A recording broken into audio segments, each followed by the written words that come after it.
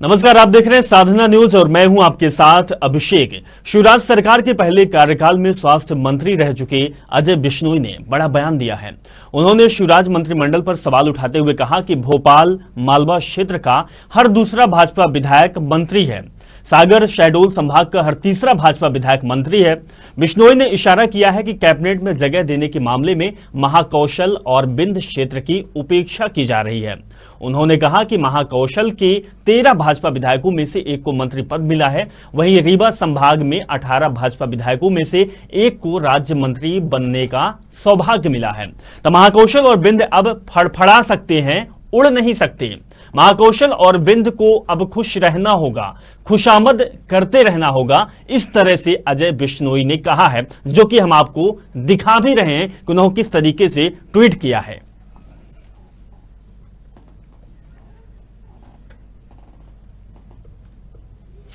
तो अभी हम आपको दिखा रहे थे कि किस तरीके से अजय बिश्नोई ने ट्विटर के जरिए अपनी बात रखी है। हमारे साथ साधना न्यूज के चैनल हेड हित किशोर शर्मा जी हमारे साथ जुड़े हुए हैं। हित किशोर जी, हम इसको क्या समझ सकते हैं, क्योंकि जिस तरीके से बीजेपी के अंदर बौखलाहट कह सकते हैं, नाराजगी कह सकते हैं, लेकिन जो कुछ भी हो वो सामने आ ही रहा है।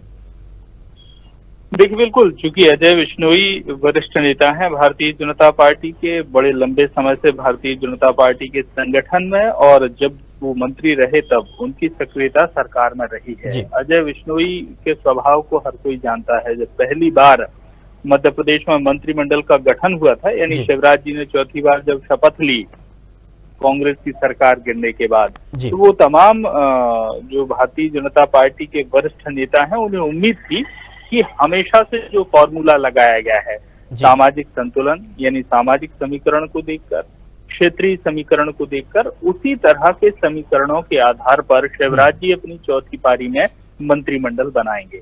लेकिन ऐसा हुआ नहीं।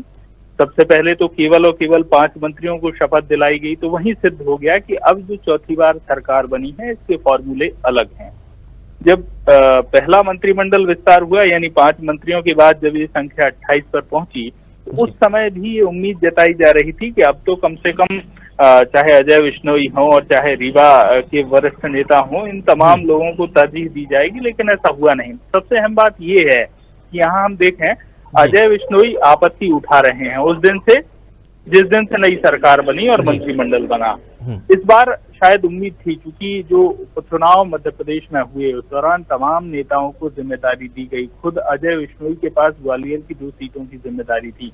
वहां जो वॉर रूम बनाया गया था, अजय बिश्नोई वहां लगातार सक्रिय थे। ग्वालियर की दोनों सीटों की जिम्मेदारी इनके पास थी। हालांकि अगर हम परिणामों को देखते हैं तो एक सीट हारनी भी पड़ी भारतीय जनता पार्टी को, और उसके कारण जो भारतीय जनता पार्टी में कांग्रेस छोड़कर आए थे जो उम्मीदवार, उन्होंने बहुत कुछ आरोप भी लगाए तमाम नेताओं पर जो सक्रिय थे कि क्यों हार हुई है। तो प्रश्न उन पर भी खड़े हुए जिनको जिताने की जिम्मेदारी दी गई थी। अजय बिश्नोई जी परिणाम वहां पर 50-50 लेकर आए।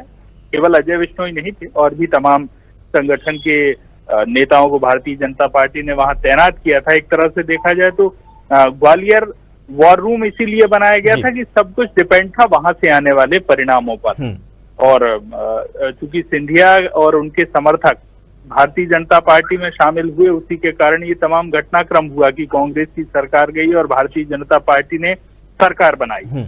लेकिन शर्मा जी, इसको क्या इसको हम क्या समझ सकते हैं? अगर ये केवल अजय बिश्नोई की बात नहीं है, ऐसे बहुत सारे पार्टी के नेता हैं जो कि अब उनको दरकिनार किया जा रहा है, उनको अलग किया जा रहा है। अगर हम काम के हिसाब से देखें, पार्टी में जो जितने पद लाए हुए हैं, हम अभी आप बात कर रहे थे रीवा के विधायक हैं राजेंद्र शुक्ला जी, मंत्री पद में पहले रह चुके हैं, ऊर्जा मंत्री रह चुके हैं। अब उनके पास भी जवाबदारी थी। रीवा की 8 में से 8 विधायक उन्होंने भाजपा पार्टी को दिए हैं, लेकिन अब उनको भी मंत्रिमंडल में शामिल नहीं किया गया है। और ऐसे भी बहुत सारे और नेता हैं जो वरिष्ठ नेता हैं, उनको भी दरकिनार किया जा रहा है। हम इसको क्या समझ सकते हैं कि अब पार्टी के अंदर क्या चल रहा है? देखिए, सहज बुद्धि से अगर इसका आकलन करें तो 2018 में जब चुनाव हुआ था, आपने रीवा का उल्लेख किया। रीवा से पूरी की पूरी सीट आई। इसके अलावा अगर हम जौलपुर और आसपास के क्षेत्र की बात कर लें तो वहां भी पर्याप्त ताकत अजय बिश्नोई ने अपने चुनाव में और आसपास की विधानसभा क्षेत्रों में भी लगाई होगी। लेकिन 2018 की जीत सरकार नहीं बना पाई भारतीय जनता पार्टी की। भारतीय जनता पार्टी को सत्ता में आने के लिए 2018 के चुनाव के बाद इस्तीफे कराने पड़े, उपचुनाव हुआ और पहले इस्तीफे के समय सरकार बनी और आज ये भाजपा को कॉन्फिडेंस है कि अब सरकार मजबूत है। तो सरकार बनने में सहयोग, अगर हम 2018 के परिणाम देखते हैं तो लगता है नेताओं का बड़ा सहयोग है। वर्तमान में भारतीय जनता पार्टी की अगर सरकार है तो उसमें बहुत बड़ा जो सहयोग है वो सहयोग है ज्योतिरादित्य सिंधिया और उनके समर्थकों का। उसका ही ये परिणाम है कि पहले 5 मंत्री शपथ लेते हैं तो उनके समर्थक हैं, जब उनका कार्यकाल समाप्त हो जाता है तो अब लगभग 50 से ज्यादा दिनों का अंतराल होने के बाद उपचुनाव के परिणाम आने के लगभग 2 महीने बीत गए, उसके बाद जो है उनके ही समर्थकों को फिर से शपथ दिलाई जाती है। तो इसे अगर हम एक शब्द में परिभाषित करें इस ट्वीट को तो वो है असंतोष, इसके अलावा और कुछ नहीं है। लेकिन असंतोष का इलाज भारतीय जनता पार्टी निश्चित तौर पर बड़ी शिद्दत से सोच रही होगी कि अब रास्ता क्या निकाला जाए। लेकिन शर्मा जी केवल यहाँ सबसे प्रमुख बात है कि ये असंतोष केवल और केवल अजय बिश्नोई और भारतीय जनता पार्टी के पुराने नेताओं में नहीं है। जो भारतीय जनता पार्टी में कांग्रेस छोड़कर आए थे, मंत्री पद छोड़कर आए थे, उनमें भी असंतोष है। वो जो चुनाव मैदान में हार गए, वो जो चुनाव में जीत गए, यानी असंतोष दोनों तरफ है। तो सबसे प्रमुख बात यह है कि अग्नि परीक्षा है भारतीय जनता पार्टी की। ये जो बचा हुआ कार्यकाल है शिवराज जी का चौथा कार्यकाल, ये अग्नि परीक्षा की तरह गुजरना है।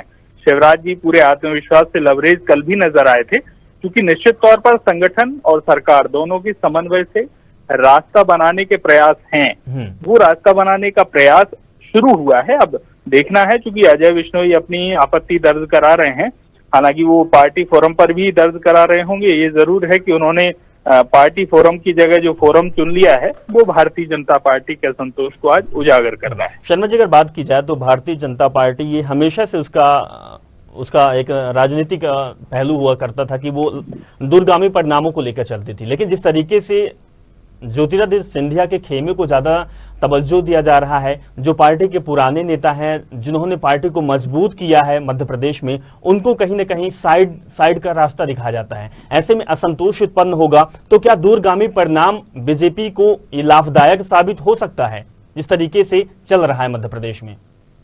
देखिए, भारतीय जनता पार्टी की अगर बात करें तो असंतोष भारतीय जनता पार्टी में पहली बार नहीं है। लेकिन हाँ, अब चूंकि उसका उल्लेख बहुत अच्छे से अजय बिश्नोई ने किया है कि किन क्षेत्रों में कितने विधायकों में से कितने मंत्री हैं और किसे उड़ान भर लेनी चाहिए और कौन केवल फड़फड़ा सकता है, तो ये जो फड़फड़ाहट है ये पहली बार नहीं है। जब तीसरी बार शिवराज जी मुख्यमंत्री बने थे तब भी उन्हें अपने अंतिम मंत्रिमंडल विस्तार के लिए लास्ट जो 6 महीने बचा था तब तक इंतजार करना पड़ा। तो भारतीय जनता पार्टी और किसी भी राजनीतिक संगठन में असंतोष होता ही है, क्योंकि एक अनार 100 बीमार की जो कहावत है वो किसी भी राजनीतिक पार्टी के ऊपर पूर्णता फिट बैठती है। तो यहाँ पद सीमित हैं और जो उम्मीदवार हैं वो बहुत ज्यादा हैं, जिन्हें पद चाहिए है ऐसे लोग बहुत ज्यादा हैं।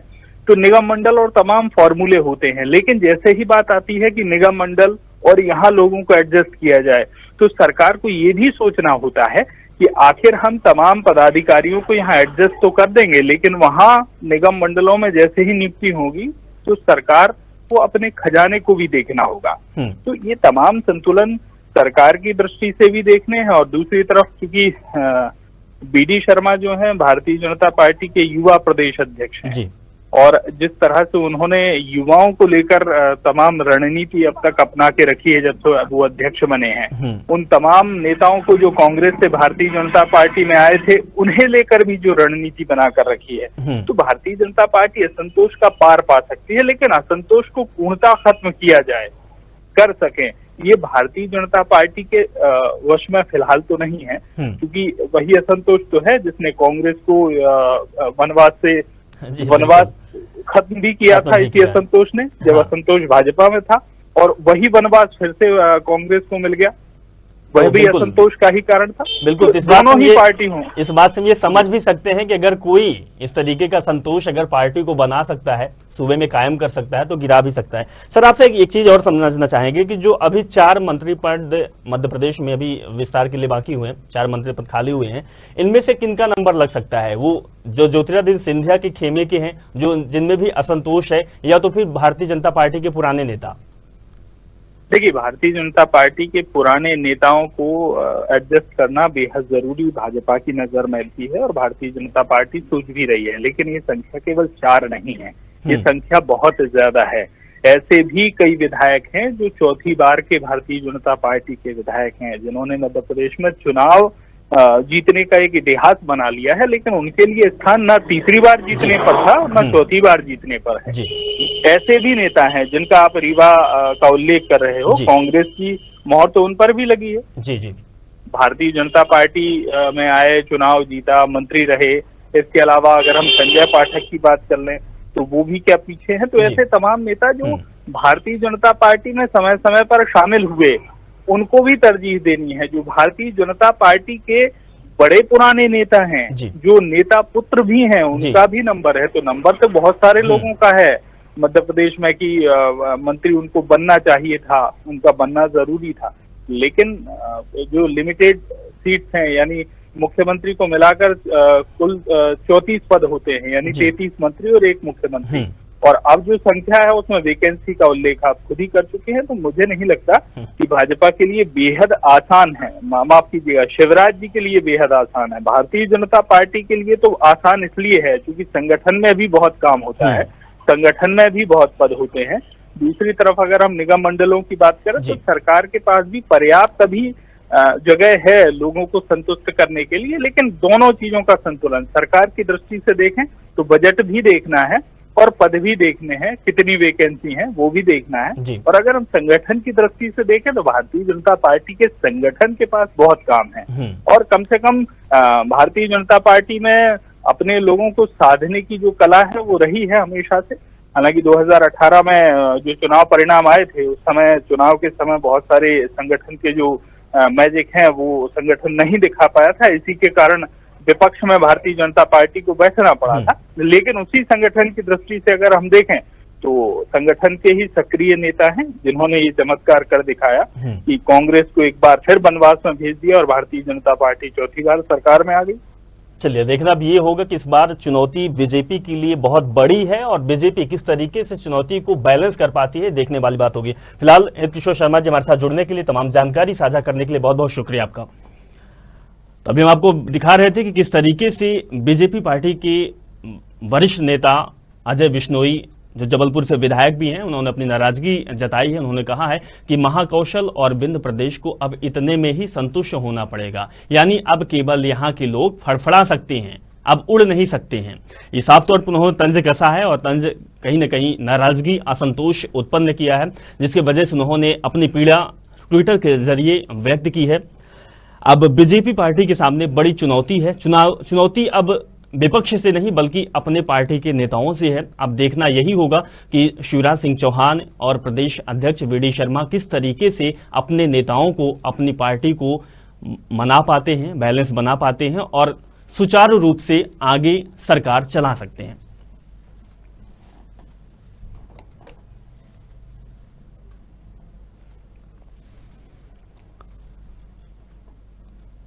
तो अगर बात की जाए तो बीजेपी पार्टी में लगातार नेताओं में असंतोष की स्थिति उत्पन्न हो रही है। कई नेता हैं जो खुल के नहीं बोल पा रहे हैं और कुछ हैं जो अपनी पीड़ा अब बयां कर रहे हैं। उन्हीं में से अजय बिश्नोई हैं, जिनके ट्विटर के जरिए हम आपको दिखा रहे हैं कि किस तरीके से उन्होंने बात कही है। साथ में वीना से विधायक महेश राय भी उन्होंने अपनी पीड़ा व्यक्त की है।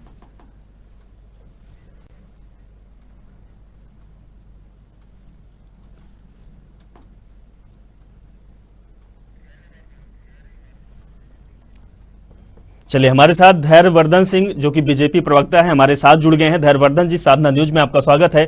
धैर्यवर्धन जी, हम क्या समझ सकते हैं इसको, अजय बिश्नोई का जो ट्विटर के जरिए उन्होंने अपनी बात कही है, क्या आप कहेंगे, आपकी प्रतिक्रिया हम चाहेंगे।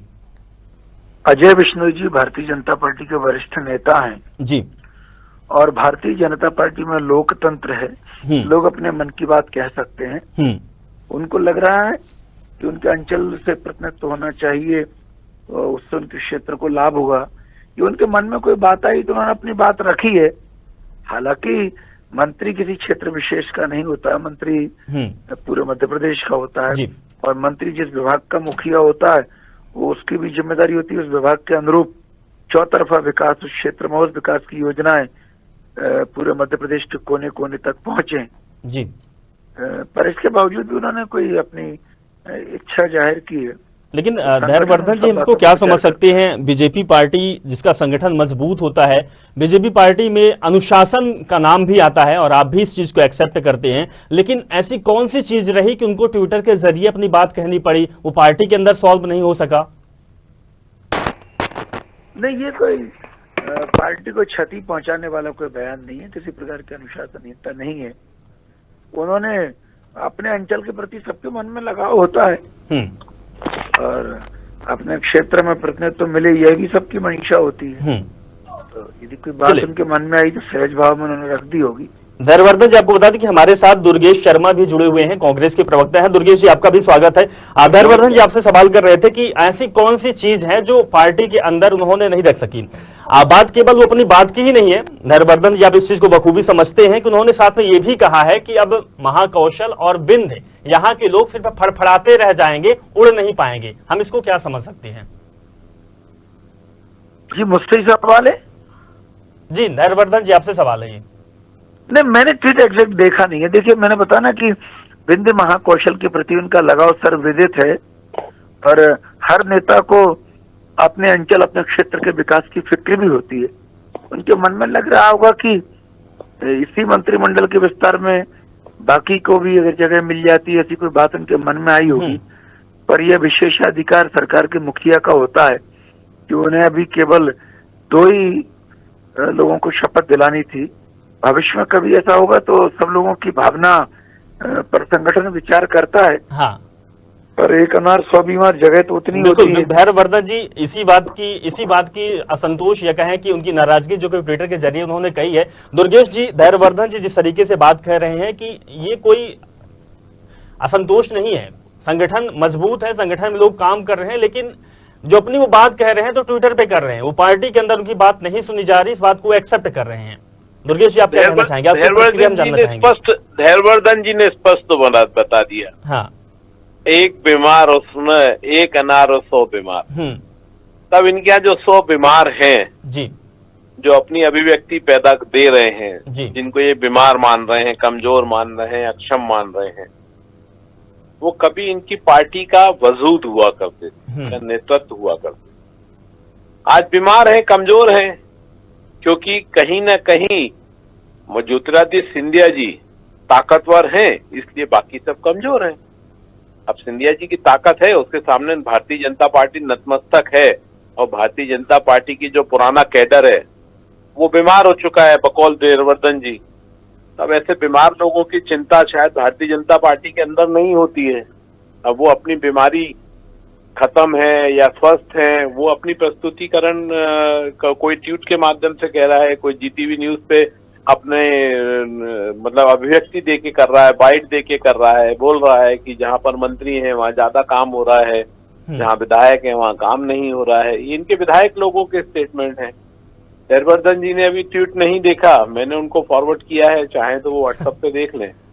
धैर्यवर्धन जी, आपके पार्टी नेता तो अच्छा खासा कांग्रेस को मौका दे दिए हैं, लेकिन धैर्यवर्धन जिसको क्या समझे कि ये पहले तो मुझे देखिए, ये बीमार हैं या पार्टी के द्वारा इन नेताओं को बीमार किया गया है? मेरा निवेदन सुनिए जी। दुर्गेश शर्मा जी बहुत सीनियर प्रवक्ता हैं, पर जिस तरह से वो कहावतों को तोड़ मरोड़ कर प्रस्तुत करते हैं, तो क्या टेलीविजन पर बात करने के लिए रोमन लिपि का सहारा लेना पड़ेगा मुझे, या किसी और भाषा को हम सबको ईजाद करना होगा?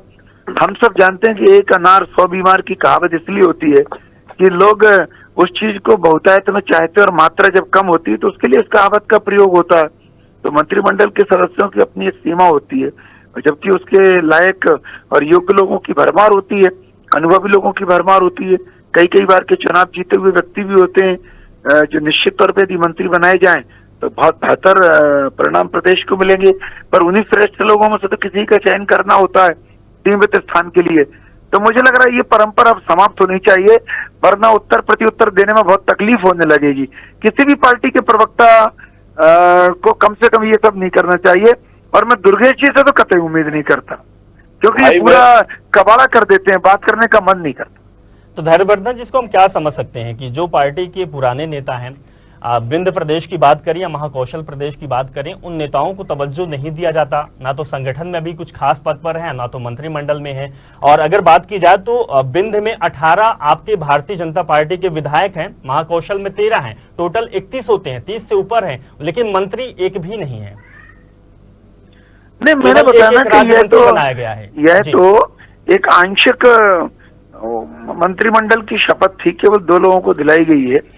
बाकी तो कभी विस्तार होगा तो लोगों की भावना को संगठन ध्यान में रखता है, और बैलेंस करने के लिए जो कदम उठाए जाने चाहिए वो उठाए जाएंगे। अभी तो सरकार बनी है, कोई बहुत ज्यादा समय नहीं हुआ है, इसलिए प्रारंभिक तौर पर जो परिस्थितियां थी उसके अनुरूप जितना आवश्यक था वह मंत्रिमंडल बना है। और जिन 2 मंत्रियों को शपथ दिलाई गई है, ये ऑलरेडी मंत्री थे ही, इनकी चूंकि समय सीमा समाप्त हो रही थी, 6 महीने का जो इनके लिए समय था, और ये निर्वाचित होकर के पुनः पहुंच गए, तो यह तो एक सप्लीमेंट्री कार्य को पूर्ण किया गया कि उनको किसी प्रकार का संवैधानिक संकट उत्पन्न न हो, इसलिए शपथ दिलाई गई है। नए लोगों को तो मंत्रिमंडल में शामिल अभी किया ही नहीं है। लेकिन धैर्यवर्धन जी, अगर जो आप बात कह रहे हैं, अगर ये बात बीजेपी को नेताओं तक पहुंचती है, तो क्या वो संतुष्ट हो पाएंगे भारतीय जनता पार्टी के जो रणनीति तैयार की जा रही है? देखिए, मैंने बताया ना, भारतीय जनता पार्टी में हर स्तर पर लोग हैं। दूसरी तरफ हमें ये भी देखना पड़ेगा कि जो ज्योतिरादित्य सिंधिया के खेमे के आए हुए हैं वो लोग हैं, उनके 2 मंत्रिमंडल दिया गया है, उधर कहीं न कहीं झुकाव ज्यादा बढ़ रहा है। देखिए, सिंधिया जी के कारण से सरकार बनी, और जिन लोगों को हमने मंत्री बनाया उनमें इनकी समय सीमा जो अवधि थी 6 महीने की, वो समाप्त होने से सरकार के समक्ष और उनके मंत्री बने रहने पर भी संवैधानिक संकट खड़ा हो रहा था, इसलिए मजबूरी थी उनको शपथ दिलाने की। अच्छे भले काम करते हुए लोगों को घर तो नहीं बैठा रहा जा सकता ना। वैसे भी 2-3 सदस्य तो मंत्रिमंडल के चुनाव हार गए, उस कारण से उनको तो दुर्गेश जी, जिस तरीके से बीजेपी का ये कहना है कि अब जो काम कर रहा है उनको बनाया गया है, तो हम तो ये समझ सकते हैं कि जो पुराने मंत्री रहे, चाहे अजय बिश्नोई की बात हो या तो फिर राजेंद्र शुक्ला की बात हो, ऐसे जो लोग हैं और बहुत सारे लोग हैं, वो काम के अब लायक नहीं रहे, या तो फिर वो काम नहीं कर सकते हैं। ये तो अब धैर्यवर्धन जी की किसी बात का जवाब दूंगा तो वो कहेंगे कि साहब मेरी बात को जवाब दे रहे हैं। भैया धैर्यवर्धन जी, हम चर्चा में आपके संग बैठे हैं, आपने कहा कि आपने ट्वीट पढ़ा नहीं, आपने बताया कि 1 अनार है और 100 बीमार हैं, आपने अपने लोगों को बीमार बोला, आप कहावतों में बोले या किसी में बोले। कांग्रेस पार्टी में क्या 1 अनार 100 बीमार का मतलब यही पढ़ाया जाता है कि 100 बीमार है? धैर्यवर्धन जी, मैं बिल्कुल बता रहा हूँ आपको मेरे यहाँ क्या पढ़ाया जाता है। किसी भी व्यक्ति या किसी भी चर्चा में किसी भी संदर्भ को लेकर यदि कुछ वक्तव्य दिया जाता है तो उसका मतलब उसी संदर्भ से जोड़ा जाता है। आपने अपने लोगों को बीमार बोला, अभी आपने उनको अक्षम बोला, कमजोर बोला, अब पुराने मंत्री इसका काबिल नहीं बचे। अक्षम कमजोर किसने बोला? ये आप शब्द कहाँ से मेरी जुबान में डाल रहे हैं भैया? आप ही ने बोला। ऐसा मत करो दुर्गेश जी, ऐसा बात मत करो। मैंने कभी अक्षम नहीं बोला। एंकर की आवाज में मेरी आवाज में आपको अंतर नहीं सुनाई दे रहा लगता है? ठीक है, ठीक है, मैं क्यों अक्षम बोलूंगा? धैर्यवर्धन जी सुन लीजिए, धैर्यवर्धन जी क्यों नाराज हो रहे हैं, सुन तो लीजिए। आपने ये बात बोली कि जो सक्षम होंगे, जो अच्छा काम करने वाले होंगे, जो ताकतवर है, बहुत सारे शब्दों का आपका जो शब्द आपने, हो सकता है कि कुछ और आपने शब्द लिया हो, पर उद्देश्य और मतलब यही था कि आज जो आपके साथ में हैं, जो सिंधिया जी के लोग हैं और जो आज की डेट में जो मंत्री बनाए गए हैं, वो इतने काबिल हैं कि आपके लोग नाकाबिल बचे, आपके अजय बिश्नोई इस योग्य नहीं बचे, इसलिए उनको मंत्री नहीं लिया। ये आपने बोला। तो भारतीय जनता पार्टी ने अपने लोगों को नाकाबिल मान लिया है। दुर्गेश जी, हो क्या गया आपको? आपने क्या हो गया आपको? अरे आप सौगंध खा के आइए कि बात का बतंगड़ बनाएंगे। चलिए, आपने नहीं बोला भैया, पर आप मान तो रहे हो। बहुत इज्जत करता हूँ दुर्गेश जी, कांग्रेस के गिने प्रवक्ता जिनको मैं बहुत गंभीर मानता हूँ, उनमें एक आप है भाई।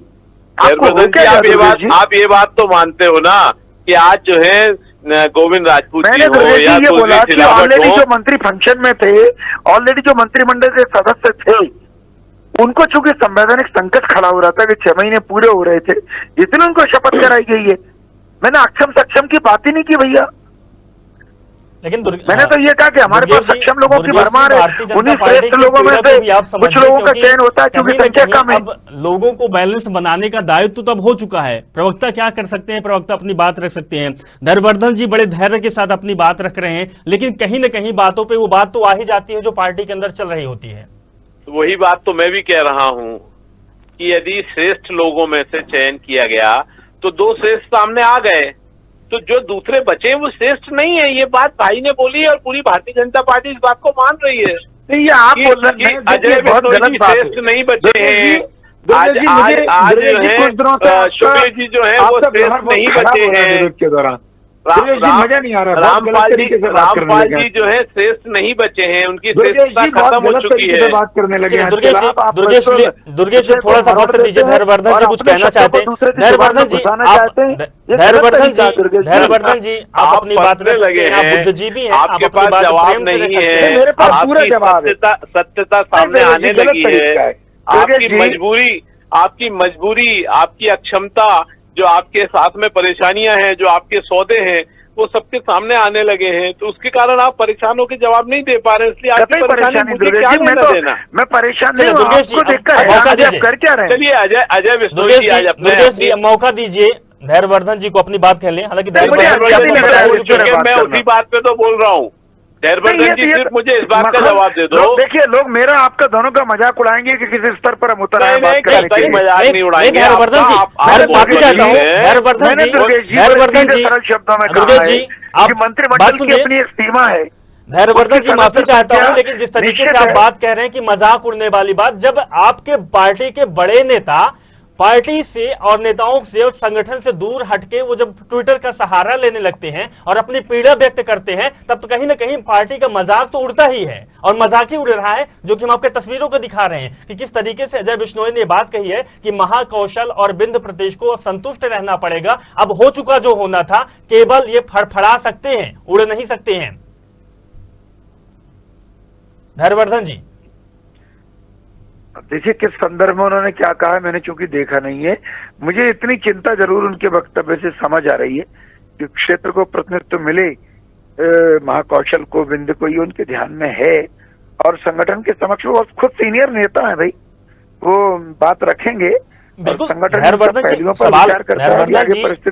जी हम आपकी रिस्पेक्ट करते हैं, आप बहुत बुद्धिजीवी हैं, लेकिन हम यही आपसे जानना चाहते हैं कि ऐसी कौन सी पीड़ा हो गई, ऐसी कौन सी चीज हो गई जो कि पार्टी के अंदर वो नहीं रखे और उनको ट्विटर का सहारा लेना पड़ा। देखिए, उन्होंने पार्टी विरोधी कोई बात तो कही नहीं है कि ट्विटर पर या सोशल मीडिया का उपयोग कर लेना कोई गुनाह हो गया।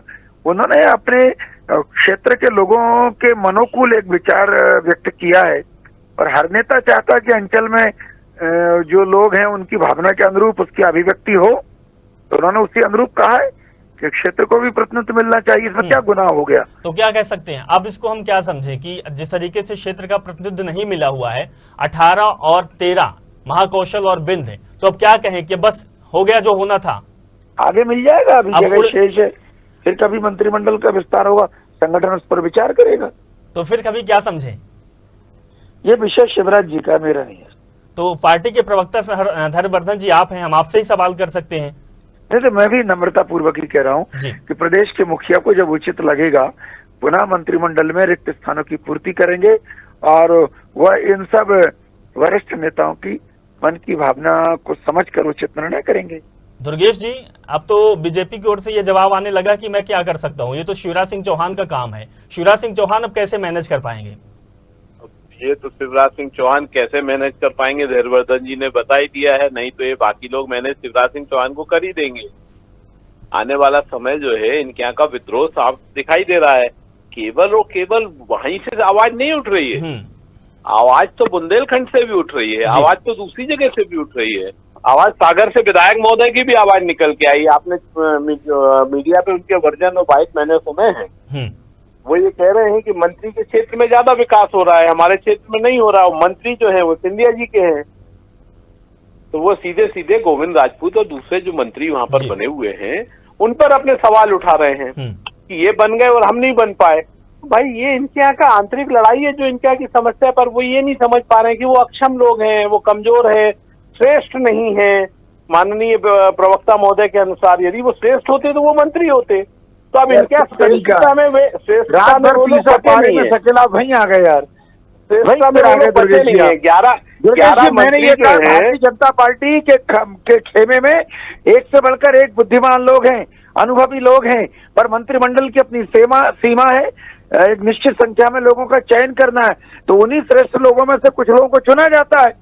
मैंने ये मैं वही तो कह रहा हूँ यार हर्षवर्धन भाई, आप ही की बात का समर्थन कर रहा हूँ, आप नाराज हो जाते हो। नहीं, आपको अपना एटीट्यूड चेंज करना चाहिए दुर्गेश जी। चेंज नहीं है भाई, मैंने अपना एटीट्यूड चेंज कर दिया। बोलता हूँ भारतीय जनता पार्टी के अंदर श्रेष्ठ लोगों का में से कुछ श्रेष्ठ लोगों का चयन करना था, उनका चयन हो गया।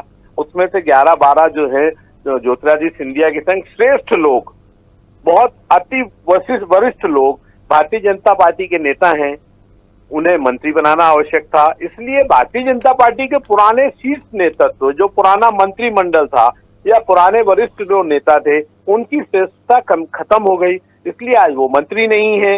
आज जो श्रेष्ठ है वो मंत्री है, जो श्रेष्ठ नहीं है वो मंत्री नहीं है। और जो श्रेष्ठ अपने आप को मानते हैं वो ट्विटर पे या मीडिया में दुर्गेश जी, हालांकि दुर्गेश जी आज आपको अच्छा मौका मिला है, आप अपनी बात रखे हैं। दुर्गेश जी, जो आपने ये बात कही थी कि शिवराज सिंह चौहान अगर मैनेज नहीं कर पाते हैं तो उनको मैनेज कर लिया जाएगा, ये शायद आपने उसी तरीके से बात कही है जिस तरीके से कमलनाथ सरकार में के मंत्रिमंडल में जो नाराजगी चल रही थी सिंधिया ग्रुप का, तो आपकी पार्टी को मैनेज कर दिए हैं। क्या आप यही कहना चाहेंगे कि अब शिवराज सिंह चौहान की सरकार को भी मैनेज किया जाएगा? सुन लीजिए, मैंने जो बोला है मैं एक शब्द भी नहीं बदलता हूँ। मैंने ये बोला सिंधिया जी को ने इनको मैनेज नहीं किया, तो शायद ये शिवराज सिंह चौहान जी इनको कोई जो नेता है वो मैनेज कर दें। भाई वो ताकतवर नेता है, कमजोर नेता तो है नहीं तो अजय बिश्नोई को कोई नया बच्चा या नया खिलाड़ी तो नहीं माना जा सकता ना। जी बिल्कुल, तो है ना। और दूसरे ऐसे अनेक हैं, माननीय शुक्ल जी जो है वो कोई छोटे से अभी नए खिलाड़ी तो नहीं है कि आज ही घर से निकले राजनीतिक क्षेत्र में और पहली बार विधायक बने हैं या पहली बार वो अपने वजूद में आए हैं। ये वरिष्ठ लोग हैं। लेकिन शर्मा जी, शिवराज सिंह चौहान इनको मैनेज नहीं करेंगे तो ये शिवराज सिंह चौहान को कैसे ना कैसे मैनेज कर देंगे। जी बिल्कुल, इसको क्या समझ सकते हैं, कैसे वो मैनेज कर पाएंगे दुर्गेश जी? ये तो देखिए, ये तो इनके आंतरिक लड़ाई है और ये इनके अंदरूनी उठापटक है। इनके अंदरूनी उठापटक का रिजल्ट जो है वो सबके सामने जब आएगा, जब ये लोग कोई अपना निर्णय देंगे। इसके लिए मैं और आप कुछ नहीं कर सकते। हम और आप धैर्यवर्धन जी, एक आखिरी प्रतिक्रिया आपके पास आते हैं, आप अपनी बात रख सकते हैं। धैर्यवर्धन जी, मैंने बताया सरकार जिन परिस्थितियों में बनी है, जिन लोगों के बलिदान के कारण से सरकार बनी, लोगों ने अपनी विधायक और मंत्री पद को दांव पर लगा करके इस्तीफा दे करके फिर से चुनाव लड़ा। स्वाभाविक तौर पर उनको मंत्रिमंडल में स्थान मिला है। अब तमाम सारी परिस्थितियां जब उपजती हैं तो उस अनुरूप बेहतर से बेहतर निर्णय किया तो आप ये कह सकते हैं कि जिनकी वजह से सरकार सूबे में बनी है उनको तवज्जो ज्यादा दिया जा रहा है। जो पार्टी के पुराने नेता हैं उनको कहीं ना कहीं थोड़ा सा तवज्जो कम दिया जाता है। ये पार्टी के अंदर दिख भी रहा है और कहा भी जा रहा है। फिलहाल दुर्गेश शर्मा जी हमारे साथ जुड़ने के लिए और धैर्यवर्धन जी आपका जुड़ने के लिए बहुत बहुत शुक्रिया। आप अपनी बात रखे हैं साधना न्यूज के साथ। तो आपको बता दें कि जिस तरीके से अब बीजेपी पार्टी के अंदर उठक पटक स्थिति बन रही है, असंतोष भी सामने आने लगा है। पार्टी से बाहर जब ट्विटर और सोशल मीडिया का ये सहारा लेना पड़े तो ये समझ सकते हैं कि अब अंदर ज्यादा सही नहीं चल रहा है। अब भारतीय जनता पार्टी को इस चीज में बैलेंस भी करना होगा। अब देखने वाली बात सिर्फ यही होगी कि भारतीय जनता पार्टी अब किस तरीके से बैलेंस कर पाती है।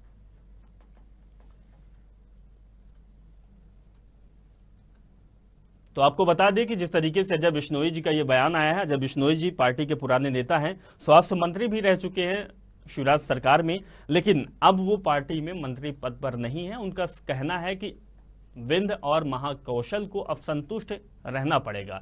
केवल यहाँ के जो विधायक हैं, जो यहाँ के लोग हैं, यहाँ के नेता हैं, वो फड़फड़ा सकते हैं, वो उड़ नहीं सकते हैं। उड़ान भरने का आशय यहाँ सिर्फ यही निकाला जा सकता है कि अब वहां से मंत्री पद की जो रास्ता जो मंत्री पद का जाता है, जो भोपाल के लिए आता है, वो बंद हो चुका है, बंद कह सकते हैं।